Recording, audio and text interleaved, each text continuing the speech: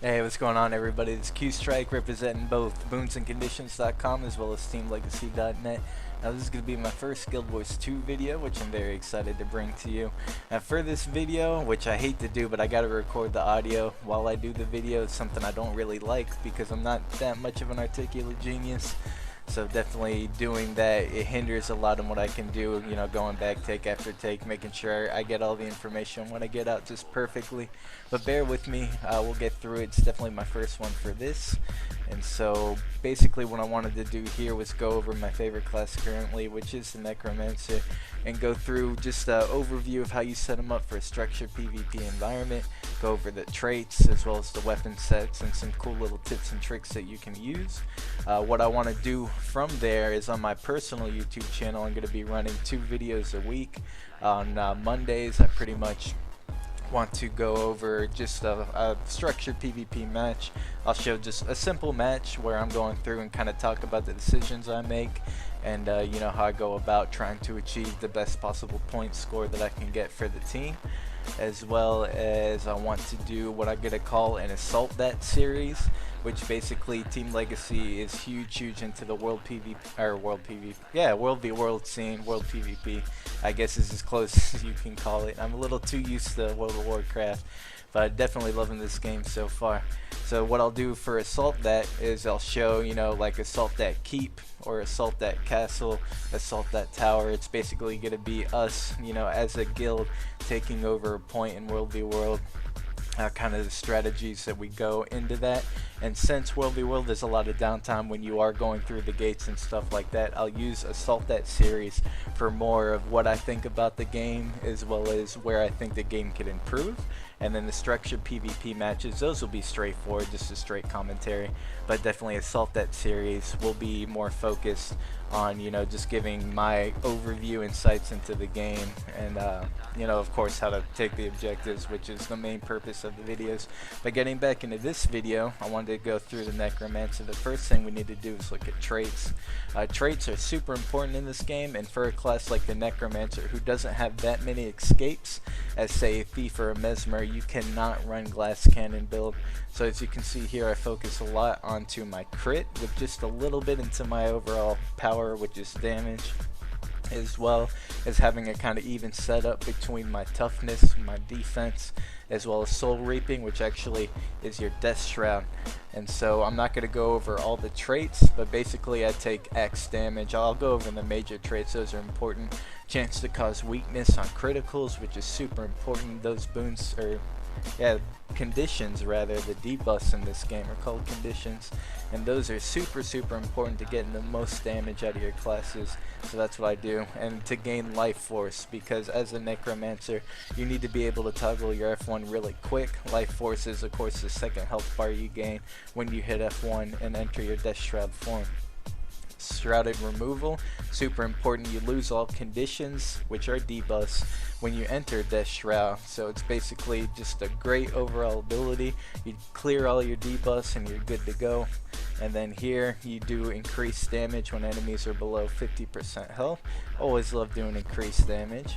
And then you gain stability while in Death Shroud. Stability is basically a buff that protects you from hard CC. I'm talking about your fears, your roots, your stuns, you know, of course knockdowns and stuff like that. Those real hard. Now slows and things like that, stability won't help you with, but I'm talking about the hard CCs that really affect people in this game. Now for your weapon sets, Axe Warhorn. That's all you need. PvP in every MMO has always been about burst damage, mobility, and defensive cooldowns. Now your axe is going to be your burst damage weapon. It grants the highest single target burst for any Necromancer weapon. Warhorn is what gives you your mobility, as well as affecting the mobility of your enemy. So basically your one, it's pretty straightforward. You just attack and then you apply weakness with your attacks, your vulnerability, and that's going to do some pretty solid damage. Basically you want to make sure that you always have one on whatever target you're trying to bring down, because weakness, I mean, you share that with your group, huge. 2, now that's where your burst comes from. You hit 2 after you get a couple stacks of 1, so you got your 1, boom, you hit 2 to get that, and you just shred them. It's just a channel. You can move while you're channeling. I'll show you that here. This is a minor trait. You have a chance to spawn one of these once your target dies. So you go here, you hit 2, you're moving around. You don't have to just sit there. And of course you have your auto attack going, which is 1. You don't have to worry about that. Now 3 is amazing. You slow everybody you hit and you do some damage, not major damage, but you gain retaliation. Retaliation, think of it like a spell reflect. So I hit 3, I'm going to gain retaliation. You hit me with any ability, and it's going to reflect that damage back onto you while I have that buff up. Now your Warhorn affects your 4 and your 5 ability. Basically your 4, it's going to be a daze, and it's going to, you know, slow you down and all that kind of fancy stuff. But the best part about daze is it stops channels. So let's say your ally goes down over here and this golem's going to finish him. Now when you finish somebody in this game, you guys have seen the videos, it has a pretty long channel. So if I can run up and hit him with my 4 ability, that will actually stop the channel, saving my friend. And hopefully I can bring this guy down faster, then he can get another channel off on my buddy. Your 5 ability, this is what gives you the best mobility skill a Necromancer has. Basically you pop that and you run super fast, but you also slow enemies. So if I hit this, you see I put the slow debuff on him while gaining a speed on myself. Now speed's very important for clearing these maps. These PvP maps are very big, and you gotta make sure you're definitely getting the speed buff. Now you might ask, well, what's the point of having a second weapon if you're just gonna sit next Warhorn the entire time? Well, having another weapon still has some benefits. I'm gonna show you. Basically for my other weapon, I like to use the staff with fast cast ground targeting. So that way your staff ability has ground AoEs that trigger when an enemy walks over them.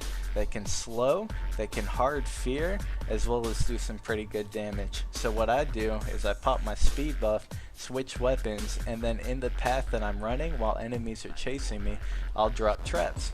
So I go here, switch weapons, drop my trap, keep going, trap, another trap, and now the enemies that are behind me have a lot more to deal with while I'm running away to safety. Again, pretending that this is a PvP point that I'm trying to capture, and let's say there's an entranceway across this bridge as well as an entranceway down here. I can set myself on here as well as protect myself by dropping some traps for them to trigger when they come after me. I can then swap to my main burst mobility weapon set, and I'll be able to keep myself in a good spot. As far as my utility spells go, basically the heal I use is another form of removing all conditions. So basically I pop my heal, and it doesn't matter how many conditions, debuffs that you have on me, I'm going to get rid of them all. Basically again, mobility, burst damage, and defensive cooldowns is what PvP has historically been about. So my first utility is a straight shield wall that's going to grant me life force, allowing me to get into my death shroud faster, giving me that second health bar, as well as giving me protection, which is basically just a fancy word for shield wall. Here I poison myself, which is okay, and you know, I take some damage, but I take all the boons, all the buffs that you have, and I transport them into conditions, which is amazing because one of the minor traits, again, I didn't want to go over, is this one, which increases damage for each condition on a foe. So if I see you with a lot of buffs and then I hit my ability to transform all those buffs into debuffs, and then I hit you with my 2, it is going to do some pretty good damage. And then here is just kind of a team support utility. I drop this, and it's going to transfer all conditions on allies into boons every 2 seconds, and it lasts 8 seconds. So basically 4 ticks of removing all conditions from allies that remain in this circle. And then my elite ability is just an amazing lich form. I mean, you pop this, you do amazing damage, you look cool as hell, and enemies get just scared to be anywhere near this thing. But keep in mind, you are not immune to damage while on this form, so you do need to watch your HP bar. Going over Death Shroud, which I'm going to go over the abilities before I pop it, because your life force will deplete while you're in Death Shroud, so you got to be real careful how you're using this. Basically, your one ability is a nuke that actually costs life force, so you need to be careful how much you're nuking. Your 2 ability is a pull. You hit an enemy with it and it'll pull you to that target. 3 ability is a fear, a hard fear that is off the GCD, which is amazing to have that ability off the GCD, so you can be life force blasting them with your 1 while fearing them with your 3. Now 4, remember X, how I showed you that you can move while you're hitting your 2 ability? Well, 4, once you're in your Death Shroud, you actually can't move. It's a channel that hits every enemy around you, giving you more life force. However, you have to stay still where you're channeling. If you move while you have your 4 activated in Death Shroud, you'll cancel that channel and you'll kind of screw yourself. So again, to cool combo it up, you hit 1, you find the enemy you want to fear away, and you hit 3, you fear him, and then you pull yourself into a group of enemies, and then you can hit 4 to get the most life force back while you're nuking somebody with your 1. It does pretty good damage, and it gives you this second health bar. You will not take any damage on your actual Necromancer while in this form. Super amazing for PvP when you find yourself in a bad spot. That's basically everything that I wanted to go over for Necromancer PvP. Now keep in mind, on my personal channel I will be running 2 videos a week. One where I go over structured PvP matches with commentary, going over decisions I make, and all that from a Necro point of view. Necro is the only class that I do play. And then at another date I'll go over the Assault That series, where I go over basically just kind of tips and tricks to taking the major objectives in World v World, as done with my guild Team Legacy, as well as just kind of overviews on the game, my thought, and the direction that everything's going. I have enough videos currently to go for about a month and a half. They've said they're going to do a beta every month, so that's what I'm banking on. If it ends up that they don't have another beta for another 2 months, then I'm kind of screwed. We'll kind of try to figure out what we're going to do from there in terms of content. So definitely, if you do like what you see and want to check out more, be sure to like, favorite, subscribe, and definitely be checking out Boons&Conditions.com. That's GW2BNC.com, as well as TeamLegacy.net.